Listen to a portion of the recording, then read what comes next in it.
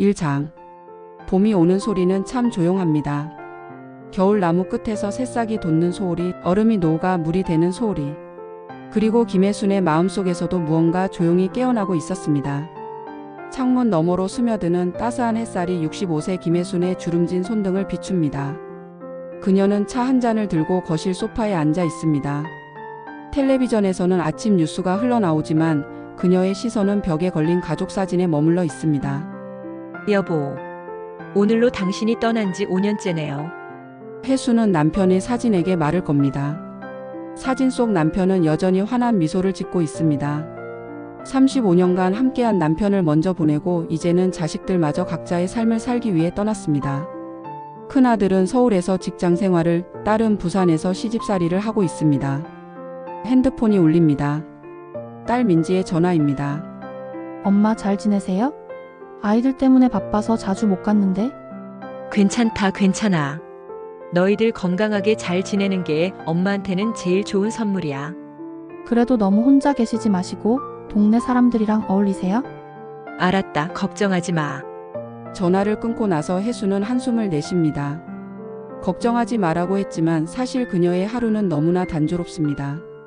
아침에 일어나서 혼자 밥을 먹고 텔레비전을 보고 가끔 마트에 장을 보러 가는 것이 전부입니다.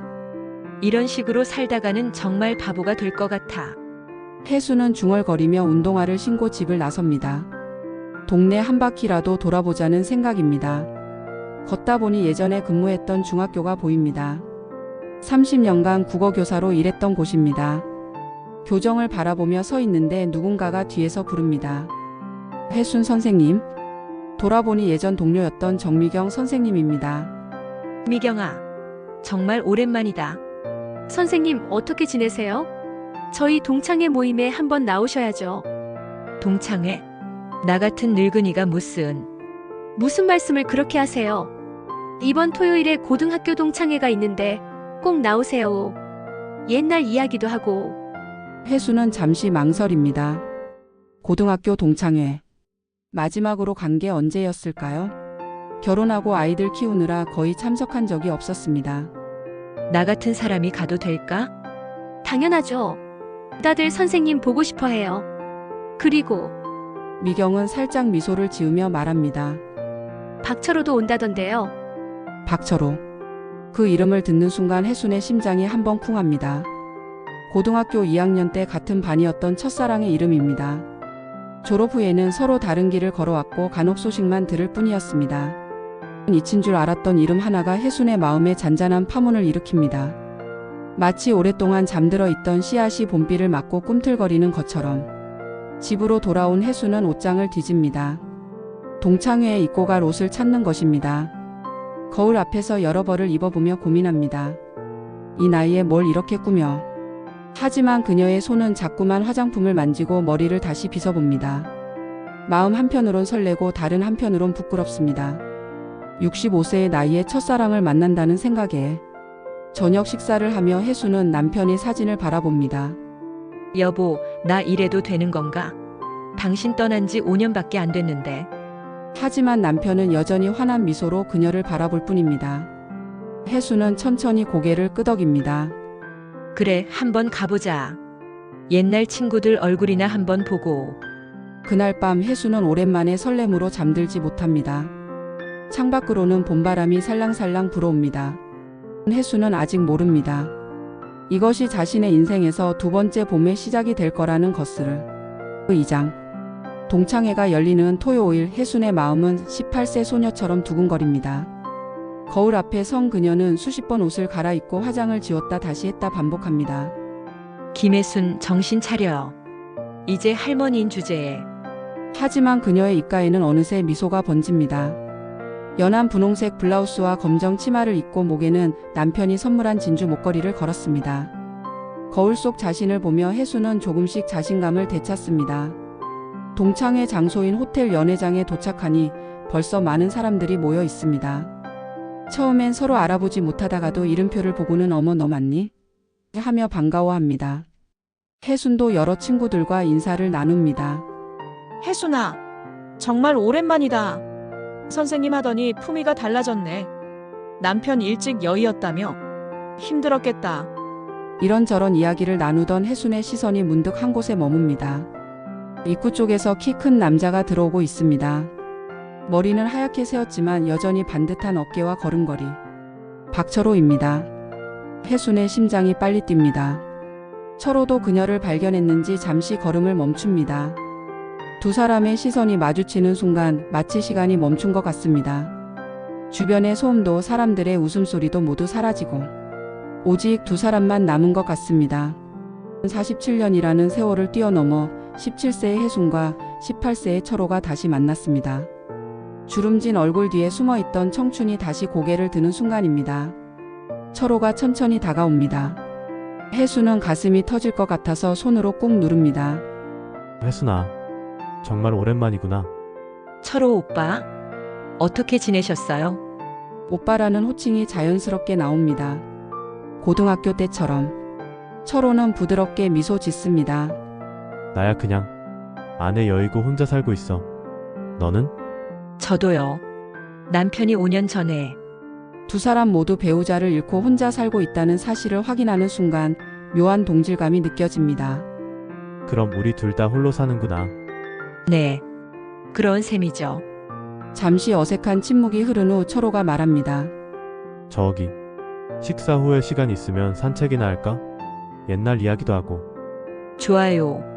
혜수는 부끄러워하며 고개를 끄덕입니다. 마치 고등학생으로 돌아간 기분입니다.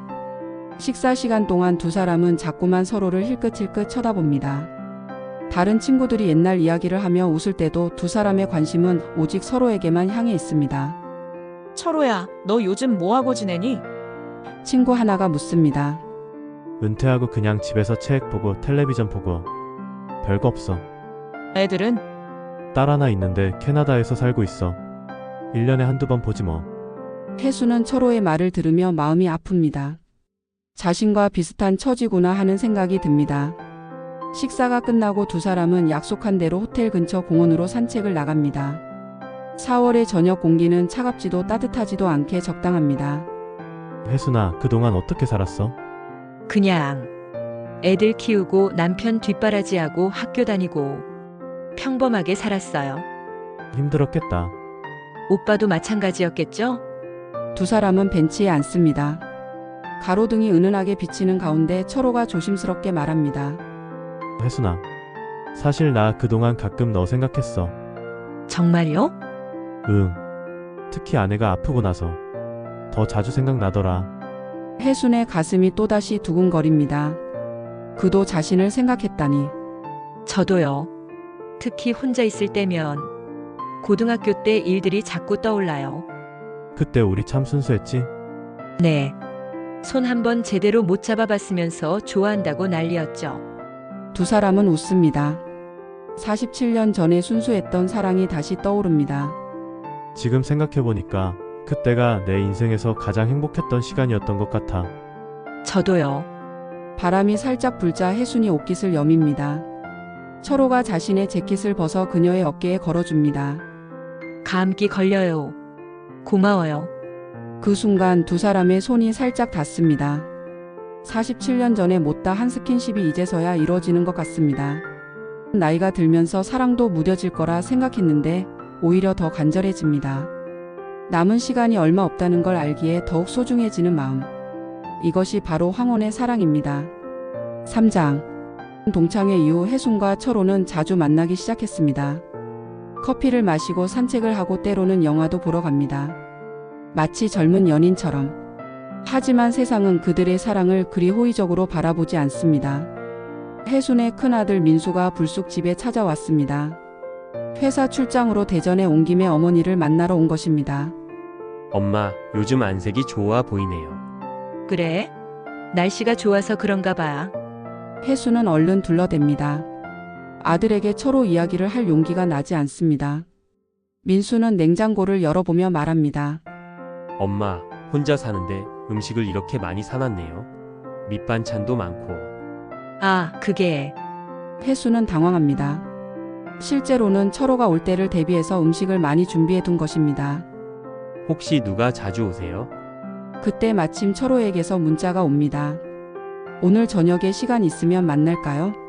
혜수는 핸드폰을 황급히 감춥니다. 엄마 누구세요? 아, 그냥 동네 친구야. 민수는 의심스러운 눈으로 어머니를 바라봅니다. 저녁을 함께 먹으며 민수가 말합니다. 엄마, 요즘 뭐 특별한 일 있으세요? 뭔가 달라 보여요. 달라? 뭐가?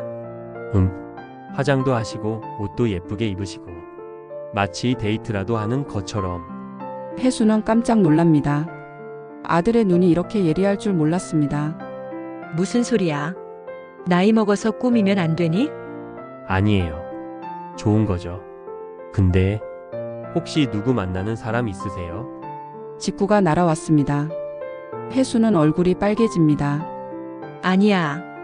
그런 사람 없어. 하지만 민수는 어머니의 표정에서 뭔가를 눈치챕니다. 엄마, 솔직히 말씀해 주세요. 혜수는 한참을 망설이다가 작은 목소리로 말합니다. 사실 고등학교 동창회에서 옛날 친구를 만났어. 친구요? 응. 그때 좀 친하게 지냈던 남자친구. 민수의 표정이 굳어집니다. 남자친구요? 엄마 설마? 아니야. 그냥 친구야. 둘 다 혼자 살아서 가끔 만나서 이야기나 하는 거야. 민수는 자리에서 일어나며 목소리를 높입니다. 엄마, 이 나이에 무슨 연애를 해요? 연애가 아니라고 했잖아. 그럼 뭐예요? 남자친구랑 만나서 화장하고 예쁘게 꾸미고 하는 게? 혜순의 마음이 아픕니다. 아들의 차가운 반응이 예상했던 것보다 훨씬 심합니다. 민수야. 엄마도 사람이야. 혼자 사는 게 얼마나 외로운지 알아? 외로우면 취미생활 하세요. 왜 하필 남자예요? 왜 안 돼? 엄마가 남자 만나면 안 돼? 민수는 한숨을 크게 쉽니다. 엄마, 아버지 돌아가신 지 얼마나 됐다고 벌써 다른 남자를. 5년이나 됐어. 5년이 뭐가 길어요? 아버지가 35년 동안 엄마 위해서 얼마나 고생했는데. 혜순의 눈에 눈물이 맺힙니다. 나도 알아. 내 아버지가 얼마나 좋은 사람이었는지. 하지만 내 아버지도 나 혼자 외롭게 사는 걸 원하지 않을 거야. 그렇다고 해도 이건 아니에요. 주변에서 뭐라고 할지 생각해 보세요. 주변에서 뭐라고 하든 상관없어. 전 상관 있어요. 어머니가 그런 식으로 사시는 게 창피해요. 창피하다는 말에 혜순의 가슴이 무너집니다. 자식들은 모릅니다. 부모도 사랑을 하고 싶어하고 외로움을 달래고 싶어 한다는 것을. 나이가 들었다고 해서 감정이 사라지는 것은 아닙니다. 그날 밤 민수가 돌아간 후 혜순은 철호에게 전화를 걸었습니다. 철호 오빠. 저 오늘 아들한테 오빠 이야기를 했어요. 그래? 뭐라고 하던? 좋아하지 않더라고요. 이 나이에 무슨 연애냐고. 철호도 한숨을 쉽니다. 우리 딸도 비슷할 거야. 아직 말 안 했지만 우리 이러면 안 되는 걸까요? 왜 안 돼? 우리가 누구한테 피해 주는 것도 아니고. 하지만 철호의 목소리에도 확신이 없습니다. 두 사람 모두 자식들의 반대에 마음이 흔들리고 있습니다. 그냥 친구로만 지낼까요? 혜순아, 정말 그게 좋겠어? 혜수는 대답하지 못합니다. 마음으로는 철호와 더 가까워지고 싶지만 현실은 그렇게 만만하지 않습니다. 며칠 생각해봐요. 우리 모두. 알겠어. 서두르지 말자. 전화를 끊고 나서 혜수는 남편의 사진을 바라봅니다. 여보, 내가 잘못하고 있는 건가? 이 나이에 사랑을 한다는 게. 하지만 사진 속 남편은 여전히 따뜻한 미소로 그녀를 바라볼 뿐입니다. 사장. 며칠간의 고민 끝에 혜순과 철호는 다시 만나기로 했습니다. 자식들의 반대가 있다고 해서 자신들의 감정을 무시할 수는 없다는 결론에 도달한 것입니다. 하지만 예전처럼 자유롭지는 못합니다. 혜수는 동네에서 좀 떨어진 카페에서 철호를 만납니다.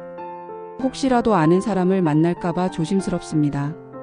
철호 오빠, 미안해요. 이런 데서 만나게 되어서. 아니야. 나도 이해해. 우리 둘 다 조심해야지. 두 사람은 구석진 자리에 앉아서 커피를 마십니다. 예전처럼 편안하지 못한 분위기입니다. 오빠, 딸한테는 말씀 안 하셨어요?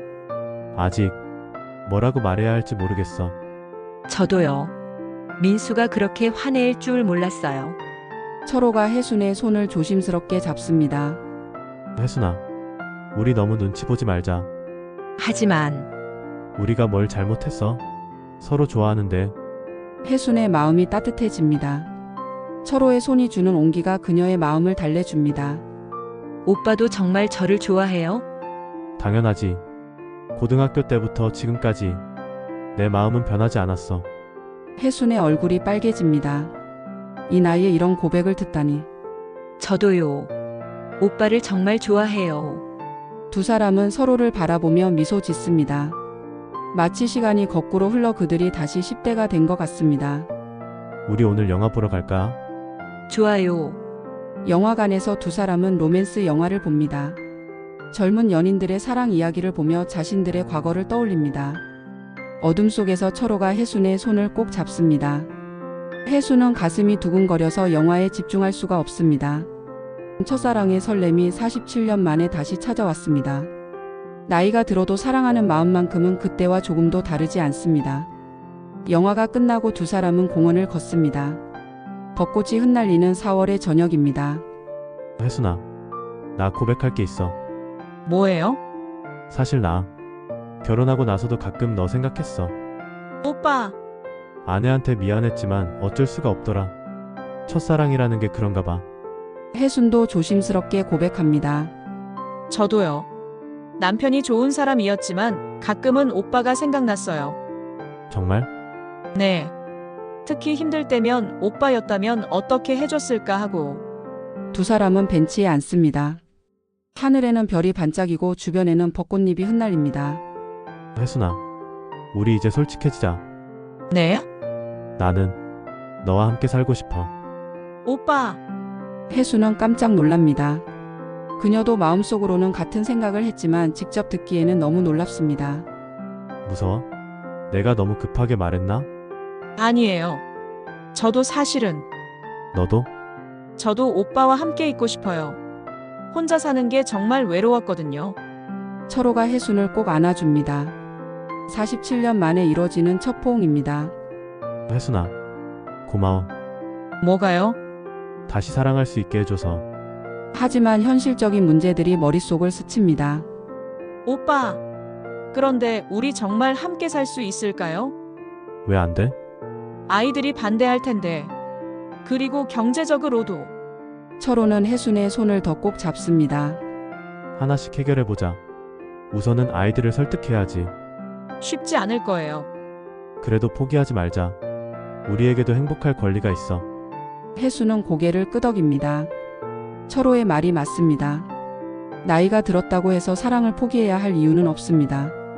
오빠, 그럼 천천히 해봐요. 아이들한테도 조금씩 이야기하고. 맞아. 서두르지 말고. 그날 밤 혜순은 집에 돌아와서 거울을 봅니다. 거울 속 자신의 얼굴이 예전보다 밝아 보입니다. 김혜순, 너 정말 사랑하고 있구나. 그녀는 자신에게 말합니다. 65세의 나이에도 여전히 사랑을 할 수 있다는 것이 신기하고 감사합니다. 핸드폰으로 철호에게 문자를 보냅니다. 오빠, 오늘 정말 행복해서요. 좋은 꿈 꾸세요. 곧 답장이 옵니다. 나도야. 내일도 보고 싶다. 혜순은 핸드폰을 보며 혼자 웃습니다. 마치 10대 소녀가 된 기분입니다. 사랑에는 나이가 없습니다. 17세든 67세든 설레는 마음은 똑같습니다. 다만 이제는 남은 시간이 얼마 없다는 것을 알기에 그 사랑이 더욱 간절하고 소중할 뿐입니다.